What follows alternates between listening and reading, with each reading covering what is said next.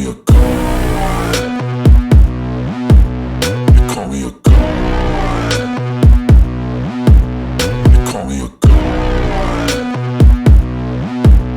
You call me a god. Let's go. I'm about to go off like a weapon. Fuel to the top, got a filled up engine. In my thoughts, obsession. I will not stop, no, I'm never second guessing. I got a God complex. Haters love to hate, but I never feel pressed. Got a lot on my plate, but I never get stressed. I'll take all the pressure like 자, 오늘 그 트럼프하고 전화 통화했다고 뭐 속보가 나왔나요? 예, 제가 오늘 방송 내용 중에 사실 뭐 그 얘기를 조금 할까 하다가 할 게 너무 많아가지고 잠깐 빼먹긴 했는데, 얘기 나온 김에 아니 그 트럼프하고 전화 통화하는 게 뭐 그렇게 중요해요? 국민의힘 애들은 그 트럼프밖에 믿을 게 없습니까? 예? 트럼프가 전화를 해야지 건방지게 어디 전 세계를 지금 이끌어갈 위대한 지도자한테 뭐 트럼프 따위한테 왜 전화를 하고 그럽니까? 이재명 대통령께서 트럼프가 전화를 하면 뭐 시간이 되시면 한번 받아주시고 뭐 이렇게 가야지. 무슨 트럼프한테 무슨 전화 받는 게 뭐 성은이 만극한 거예요?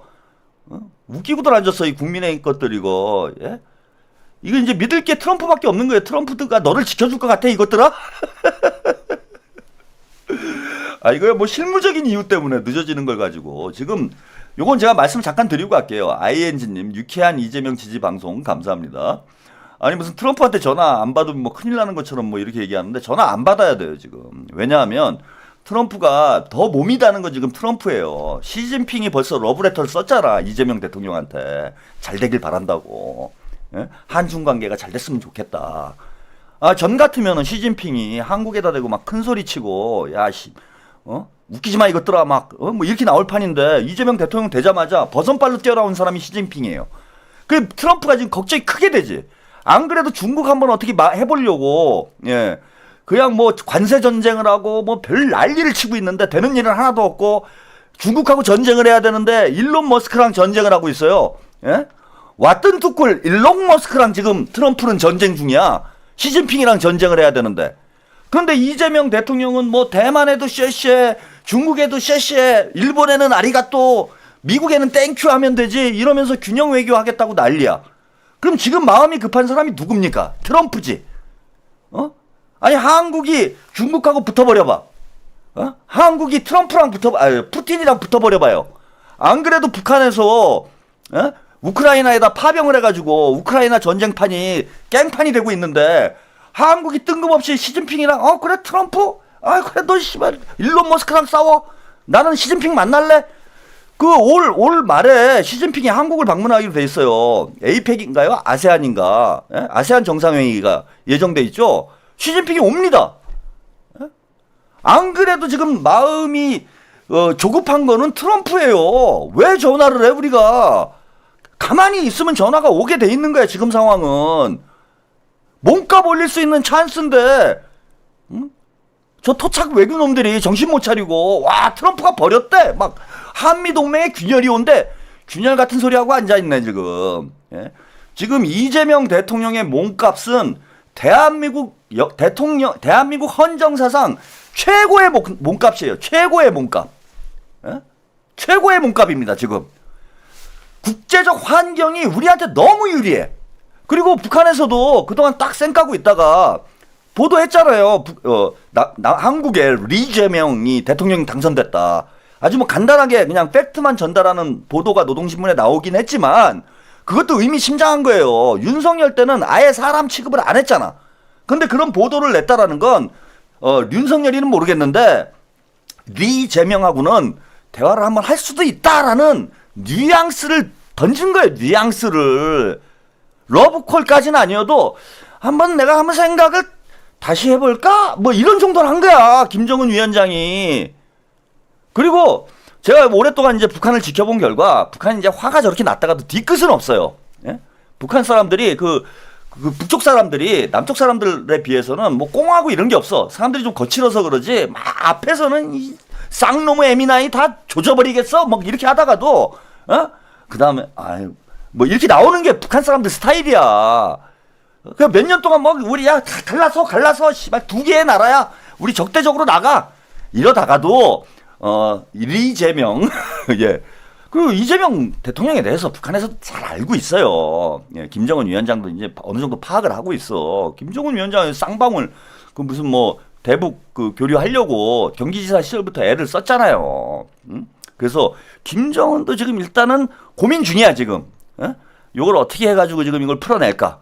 그래서 리재명이 아니죠. 이재명 대통령의 몸값이 지금 천정부지로 솟아있는 상황이야. 시진핑도 만나고 싶고, 푸틴도 만나고 싶고, 김정은도 만나고 싶고, 예? 저기 트럼프도 만나고 싶고, 다 만나고 싶어 지금. 근데 뭐하고 뭐 미국하고 우리가 뭐 설설 기면서 지금 왜 전화 통화를 못 해갖고 안달을 냅니까? 미쳤습니까? 그런 거예요 지금 상황이. 아니 통화한 건 알아요 키키님. 예, 통화했다고 보도 나왔다는 얘기 듣고 제가 알려드리는 거야. 그 뭐 우리가 왜 미국 눈치를 보냐 이거예요. 제가 지금 하는 말씀은 우리 몸값이 역대 최고다 지금. 역대급 몸값이다. 트럼프 눈치 볼 거 없다. 우리는 여기 붙었다 저기 붙었다 잘 여기 쎄쎄 저기 쎄쎄 땡큐 아리가또 다 하면서 최대한 몸값을 올려야 됩니다. 우리가 뭐 그 쩔쩔매면서 쫓아다닐 필요 없어요. 트럼프가 이재명 대통령 방미 초청, 예, 요런 지금 보도도 나왔다고 그래요. 그 지금 급하거든 마음이, 베이징으로 먼저 갈까봐 겁나거든 지금. 요런 이제 지정학적 역학관계를 잘 알아야, 제가 볼 때는 이제 우리가 이 복잡한 국제적 상황에서 우리가 주도권을 쥐고 우리 국익에 맞는 이러한 외교를 할 수 있고 이재명 대통령이 얘기하는 실용 외교를 할 수 있는 거예요. 그리고 지금 뭐 외교 라인 인선이 뭐 그닥 나쁘지 않습니다. 위성락이라는 분이 이제 안보실장이 됐죠. 예, 이분은 이제 흔히 이제 그 동맹파로 알려진 분이에요. 그러니까 쉽게 얘기하면 친미파, 친미파에 가까운 사람이 이제 안보실장이 됐어. 이제 조금 걱정되죠, 이거는. 그런데 국정원장을 이종석 전 통일부 장관을 국정원장으로 지금 임명을 했어요. 이분은 이제 우리가 흔히 아는 동맹파로 알려진 사람이야. 대화를 하자 이거지 이제 북한 쪽이랑. 내재적 접근을 해야 된다 이래가지고 그러니까 북한 입장에서 북한을 이해하자 뭐 이런 논문을 써가지고 이제 학위를 받은 분이에요. 통일부 장관을 하면서도 뭐 동맹파로 노무현 대통령 때 통일부 장관을 했지. 그래서 이제 그때 뭐 동맹파로 좀 찍혔던 양반이에요. 그다음에 이제 안보실장, 외교부 장관 지금 누가 하게 될런지 모르겠는데 위성락 이분도 이제 친미파로 알려져 있긴 한데 나중에 그 러시아 쪽에서 또 러시아 대사를 하고 아마 그랬을 거예요. 그래서 러시아 쪽하고도 또 친러파라는 얘기도 있어. 예. 그러니까 국정원 쪽에는 대화파, 그 다음에 안보실 쪽에는 뭐 친미파, 그 다음에 외교부 장관은 누가 할지 모르겠지만 외교부 장관에는 뭐 또 친중파, 막 그냥 다 해놓으면 돼 다. 다 여기저기 다 다리를 걸쳐놓으면 되는 거예요. 지금은 일단 어느 쪽으로 기울지 않고. 그럼 트럼프 입장에서 안보실장을 보니까 우리 쪽인가? 친미인가? 근데 이종석 저거 친부가 아니야 저거? 많이 헷갈리게 만들어야 돼 우리는. 그 다음 외교부 장관은 어디 친중파를 하나 데려와요. 지금 사실 좀 안타까운 게 지금 딱 필요한 사람이 누구냐 하면은 제가 볼 때는 송영길 대표. 송영길 대표 외교부 장관이 제가 볼 때는 지금 딱 좋아요. 이런 완전히 진짜 균형 외교지 균형 외교. 안보실장의 친미파. 그 다음에 그 우리 송영길 대표 같은 경우에는 뭐 대표적인 친중파잖아요. 여기 외교부 장관. 그 다음에 그 통일부 국정원장에는 어쨌건 동맹파 자주파라고 하는 이종석 장관 원장 딱 있고 한 명 더 있다. 그 다음에 통일부 장관은 지금 정동영 의원이 지금 얘기가 되고 있는데 정동영 의원도 대화파죠. 남북관계 DJ와 함께 남북관계의 돌파구를 열었던 그런 인물 중에 한 명이기 때문에 정동영 장관이 통일부 장관으로 가는 것도 아주 그림이 좋습니다. 정동영 장관은 이제 북쪽 지도부하고 최고 지도부하고도 대화를 해본 경험이 있어요. 이렇게 배치를 해놓으면은 우리가 균형적으로 외교를 할 수 있는 거예요. 근데 아직도 뭐 미국 바지가랑이 붙들고 트럼프 형님 만세 우리가 이럴 지금 군번입니까? 트럼프도요 저를 큰 소리 치지만은 밤 되면은 오징어 게임 봐요. 폭삭 속았수다 그런 얘기가 있어 진짜. 트럼프가 백악관에서 폭삭 속았수다 보면서 막 눈물을 흘렸. 자, 이런 얘기까지 하다 보면 제가 얘기가 무궁무진합니다. 사실 이것도 오늘 한 꼭지였는데 외교 문제 오늘 좀 얘기를 하려고 그러다가 이거 할 얘기가 너무 많아가지고 빼놓고 있었는데 마침 얘기가 나와서 오늘은 이제 간단하게만 얘기를 할게요. 근데 외교 안보 라인 인선 문제와 향후 정책 방향에 대해서도 제가 한번 좀 분석을 해드리도록 하겠습니다. 이거 송영길 대표 아깝네요. 지금 딱인데 중국 하면 송영길인데 참 아쉽습니다. 자, 그것보다도 이제 당면에서 이제 좀 급한 문제가 있죠. 급한 불부터 끄고 가야 되기 때문에 원내대표 경선 문제 하나하나 이제 해결을 해나가야 됩니다. 저는 이제 입장을 정리를 한 걸 여러분들이 썸네일만 보셔도 아시겠죠. 이재명의 최종 병기. 그거는 그냥 뭐 대놓고 지지 선언한 거잖아요. 제가 어제 이제 방송에서는 뭐 다 괜찮은 분들이에요. 네 분 정도가 이제 하마평에 출마 예상자의 명단에 나왔어. 서영교 의원, 김병기 의원은 이제 어제까지 출마 선언을 했고, 그 다음에 김성환 의원, 조승래 의원, 두 사람이 이제 나오지 않느냐 이랬는데 두 분 다 이제 출마 포기를 했어요. 그래서 지금 이제 최종적으로는 양자 대결로 김병기, 서영교 후보 등록이 끝났어요. 오늘까지 후보 등록이었어. 그래서 후보 등록이 끝나서 김병기, 서영교 둘 중에 한 명 찍으면 되는 겁니다. 근데 이제 4명이 나왔다고 하더라도 다 괜찮은 분들이다. 제가 어제 말씀드렸습니다. 다 친명이라고 볼 수 있는 상황이고 뭐 크게 흠결이 있는 이런 분은 없는데 제가 좀 더 한번 취재를 해보고 괜찮은 분을 저는 이제 뭐 말씀을 드리겠다 이렇게 어제 예고를 했는데 뭐 그래 취재를 오래 할 필요가 없더라고요. 제가 이제 간단하게 취재를 해보니까 그냥 답이 나오더라고. 저는 이거 제 말이 정답이다 이건 아닙니다. 그러니까 제가 판단하기에는 이번 타이밍은 김병기 의원이 하는 게 맞지 않냐. 요런 쪽으로 저는 그 결론이 나왔어요. 그래서 최종 병기다. 이재명의 최종 병기 김병기로 가자. 서영교 의원 안타깝지만 뭐 다음 기회에 한번 도전해 보시고 이번 판때기는 집권 초기 때문에 센 캐릭터로 가야 된다. 물론 서영교 의원도 셉니다. 서영교 의원의 진짜 그 장판교의 장비처럼 목소리 하나로 국민의힘 100명 의원을 다 누를 수 있는 그런 힘이 있다라는 걸 제가 인정은 해요. 하지만 김병기 의원이 힘이 좀 더 세더라. 캐릭터가 세더라. 게다가 지금 이제 당대표는 우리가 박찬대 의원 쪽으로 좀 가야 되잖아요. 그죠? 이건 답이 정해져 있는 거잖아. 우리 아까 이미 투표를 했잖아. 당대표는 박찬대. 이게 이제 거의 정답인데, 박찬대 의원도 뭐 훌륭한 분이지만은 조금 우리 지지자들이 보기에는 조금 아쉽다라고 하는 부분들이 너무 좀 부드럽지 않냐. 박찬대 의원이 유쾌하고 밝고 그죠? 유머도 잘 구사하고 이런 부분은 좋은데 그 야당 관리하는 어떤 이런 캐릭터로는 조금 약한 면이 있지 않냐. 그래서 야당하고는 어쨌건 싸움질을 해야 돼요. 저것들이 미친놈들이기 때문에 협치는 무슨 협치입니까? 협치가 되겠어요. 온갖 또 미친 짓을 할 텐데. 그러면은 당대표가 좀 부드럽게 가면은 유쾌한 당대표라면은 그 원내대표는 좀 불쾌한 원내대표로 가는 게 이게 좀 궁합이 괜찮지 않냐. 둘 다 유쾌하면 안 돼요. 서영교 의원도 좀 유쾌하잖아. 그러면 당이 좀 너무 유쾌해. 제가 볼 때는 육회 많이 먹으면 배탈 납니다. 그래서 육회는 이제 저기 박찬대 당대표가 유쾌하게 드시고, 그 다음에 불쾌한 원내대표가 있어야 된다. 그래서 이게 불쾌한 걸로 제가 불쾌 지수를 딱 놓고 보니까 이게 확실히 불쾌한 사람이 제가 볼 때는 김병기 의원이더라. 이분 경력을 보니까 많이 불쾌해. 제가 보기에는 좀 나이 든 김용만 느낌? 이분도 김구 선생의 후손이 아닌가라는 그런 의심이 갈 정도로, 김구 선생의 후손은 아닐까라는 의심이 갈 정도로 상당히 불쾌한 이런 어떤 그 캐릭터 외모, 이런 게 참 와 닿더라고요, 제가.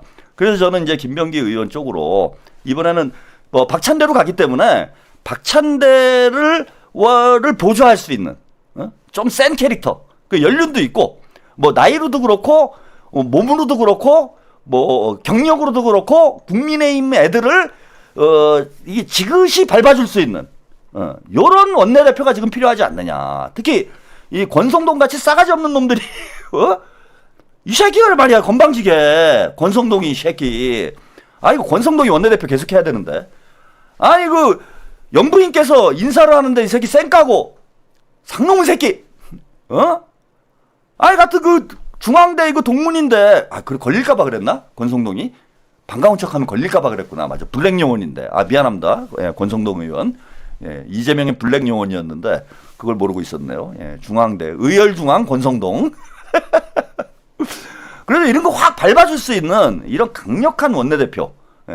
그 박찬대 의원을 좀 이렇게 함께 갈 수 있는 이런 분이 필요하지 않냐라는 저는 결론에 도달했어요. 그래서 왜 그런지는 좀 이따 더 설명을 드릴게요.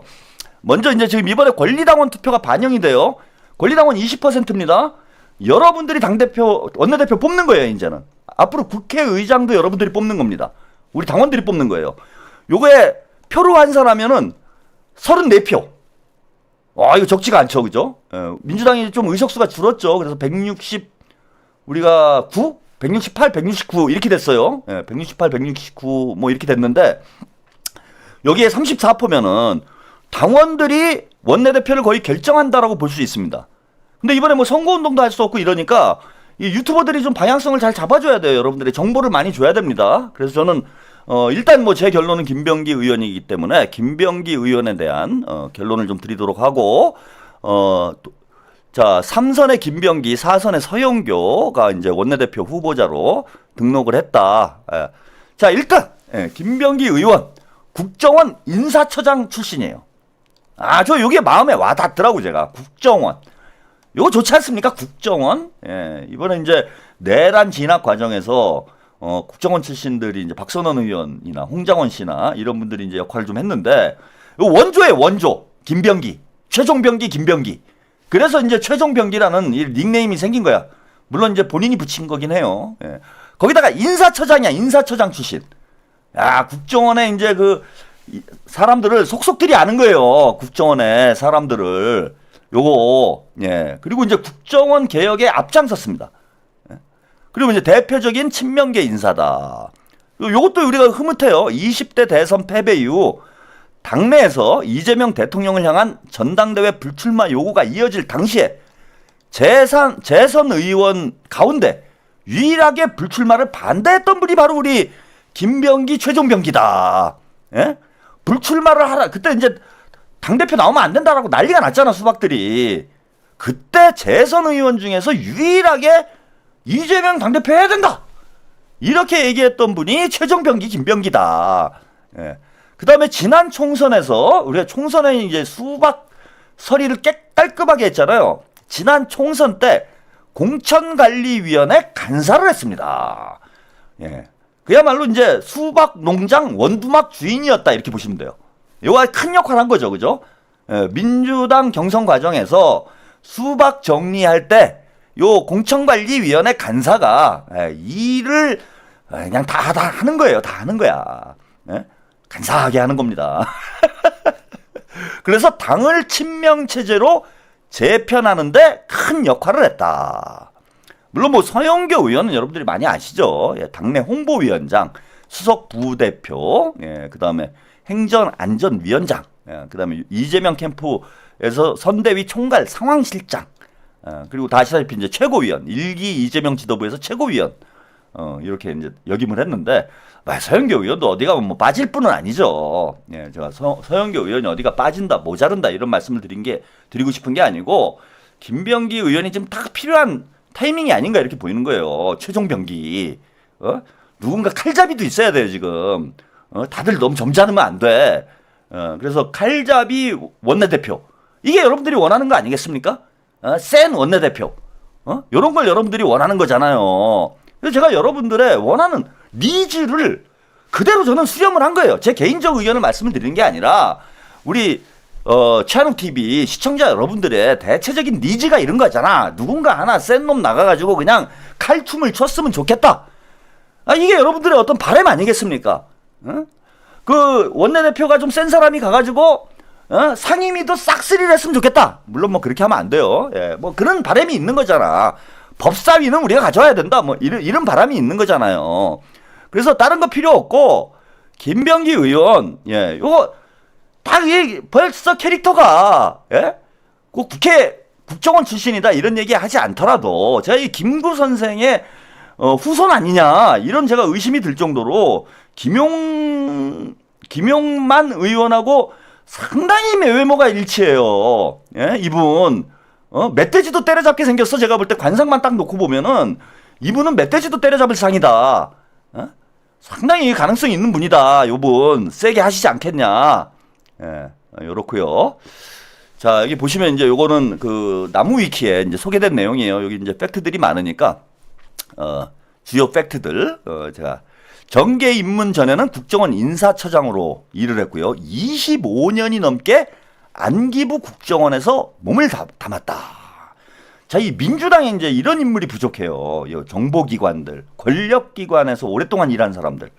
이런 사람들이 이제 부족해. 그래서 김대중 대통령 시절에 이제 민주당 쪽으로 넘어와서 문재인 대통령에게 발탁이 됐는데 문재인 대통령도 상당히 아꼈다고 합니다. 김병기 의원을. 그 이유가 뭐냐면은 우리가 좀 이게 딸리잖아. 정보력이. 예? 민주당이 맨날 힘든 게 그거잖아요. 이번에 그나마 뭐 박선원 의원 뭐 등등 해가지고 그쪽에 있는 사람들이 좀 이쪽으로 와가지고 우리가 정보를 잘 파악을 해갖고 불법 계엄, 계엄을 막을 수가 있었잖아요. 안 그랬으면 진짜 눈 뜨고 또 코베였지. 그래서 요쪽 출신 25년 동안 안기부 국정원에서 일을 했다. 요건 이제 마이너스가 될 수도 있습니다. 뭐 지금 아까 그 누굽니까 그 오광수 변호사 특수부 출신이라는 경력이 지금 논란이 되고 있잖아요. 문제가 되고 있는데 저는 그거를 흠결 잡는 건 좀 아닌 것 같아요. 그러면은 아니 그 김병기 의원이나 박선원 의원은 안기부에서 국정원에서 일을 했는데 이런 사람 우리가 어떻게 믿어요? 그런 논리랑 똑같은 거지. 그래서 무슨 뭐 다른 개인의 어떤 신상에 의혹이 있는 문제는 규명을 해야 되지만 이 사람이 특수부 출신이기 때문에 윤석열하고 같이 수사를 했기 때문에 이 사람 쓰면 안 된다? 그러면 우리는 그 쟤네들 권력 핵심부에 있는 사람들을 못 데려다 써. 그러면 우린 맨날 당하는 거야. 물론 검증을 잘해가지고 확실히 우리 편인지 확인을 하고 갖다 써야 되겠지만은 이게 저쪽 편에 있던 사람들이 이쪽으로 넘어오면은 2배 힘이 됩니다. 지금 김병기 의원 같은 경력을 가지고 있는 의원이 민주당에 없어요. 그리고 먼저 김병기 의원은 뭐 또 검증할 필요가 없겠죠. 예, 이미 뭐 민주당에 와서 3선을 했던 사람인데. 예. 그래서 87년에 안기부에 채용이 됐다고 그러고요. 김대중 후보가 당선되자 대통령직 인수위원회에서 파견 근무를 했고 참여정부 당시에는 국정원 개혁 태스크포스에서 일을 했습니다. 그러니까 김대중, 노무현, 문재인까지, 김대중, 노무현, 문재인까지 다 두루 민주정부에서 경험을 했던 분이에요. 이명박 때 해직을 당했고 부당 해고 소송을 행정소송을 진행한 바가 있습니다. 자, 그렇고요. 2016년에 문재인 당시 더불어민주당 대표의 권유로 민주당에 입당을 해서 출마를 했다. 정치를 시작했다. 이런 겁니다. 예. 자, 그렇고요. 여러분들이 이제 여기 다 제가 소개해 드릴 수는 없고 좀 핵심적인 거 여러분들이 좀 호감을 가질 만한 이런 얘기를 한 적 있어요. 국정원 개혁에 반발하는 내부 저항 세력을 조폭에 빗대며 매우 날카로운 어조로 경고를 날린 적이 있다. 그래서 국정원 개혁에 앞장을 섰어요. 국정원 출신임에도 불구하고. 근데 이제 국정원에서 반발하는 사람들이 있으니까 이런 말을 한 겁니다. 조폭이 사람 실컷 두들겨 패놓고 정부가 소탕한다고 하니 칼 들고 저항하면 어떻게 하겠는가? 이쪽에선 총으로 쏘겠지. 저항이 심하면 심할수록 내가 단언컨대 본인들이 생각하는 것보다 훨씬 참혹한 결과를 맞이할 것이다. 국정원 개혁에 저항하는 세력을 향해서 이런 말을 한 적이 있습니다. 그죠? 칼을 들고 조폭이 저항을 하면 이쪽에선 총을 쏘겠지. 니들이 생각하는 것보다 훨씬 참혹한 결과를 맞이할 것이야. 깔끔하지 않습니까, 여러분? 뭐 여러 가지 얘기가 필요가 없지 않습니까? 그렇고요. 예, 또 재밌는 일화를 하나 소개를 해드리면요. 예, 이건 최근 일이에요. 2023년 9월 21일. 여러분들이 영원히 잊지 못할 치욕스러운 날이죠. 이재명 대표의 체포동의안이 가결되자 체포동의안 가결 직후 페이스북에 이런 글을 남겼습니다. 역사는 오늘을 민주당 의원이 개가 된 날로 기록할 것입니다. 대표님, 이제 칼을 뽑으십시오. 그리고 본인이 칼이 됐어요. 역사는 오늘 민주당 의원들이 개가 된 날로 기록을 할 것이다. 대표님 칼을 뽑으십시오. 라는 건 다 날려버립시다. 라고 제안을 했고 아까 앞서 말씀드렸다시피 공천관리위원회 간사를 맡았습니다.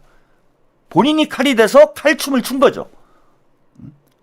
이런 일이 있었고요. 자, 한 가지만 더 소개를 좀 해드리면요. 뭐 여러 가지 일화들이 있는데 재밌는 일화를 하나만 더 소개를 해드리도록 하겠습니다. 이거 제가 윤석열 비상계엄 때 했던 발언이에요. 요 얘기가 재밌어요.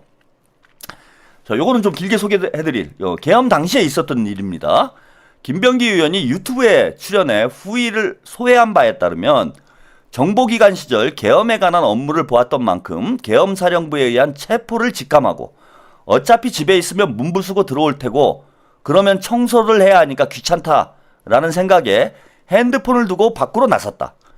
과거 국가안전기획부와 국가정보원에서 근무할 때 임무를 나가기 전에 배우자 이예다에게 나 갈게 라고 했다고 한다. 하지만 45년 만에 발생한 비상계엄, 그것도 친위 쿠데타가 벌어진 상황이라 과거 정보기관 근무 시절에 나오던 인사말인 나 갈게가 나오자 아내는 다녀온다고 해야지 라고 하며 무사기환을 바랬다. 문 밖으로 나섰으나 체포조가 꽁무니도 비치지 않자 오히려 당황을 했다고 한다. 집 밖으로 나와 보좌관이 운전하는 자차를 타고 국회로 향했다라는 얘기고요. 국회의사당 본회의장에 착석을 한 뒤의 상황은 의원들이 속속 직결하고 있었지만 우왕좌왕하는 상황이었다. 유동수, 박주민 의원이 잔뜩 긴장한 야당 의원들이 김병기 의원을 찾아와 국가정보원 출신이지 않느냐, 이럴 때는 어떻게 해야 하냐라고 묻자 너무 긴장한 동료 의원들의 긴장을 풀어주기 위해 나는 잡으러만 다녀가지고 잡혀보지 않아서 모르겠다. 하지만 잡혀가면 매달려서 2박 3일 동안 안 재우고 고문 당할 테니까 빨리 잠이나 더 자더라. 나는 농담을 했다라고 그래요. 농담을 했는데 아무도 웃지 않았다라는.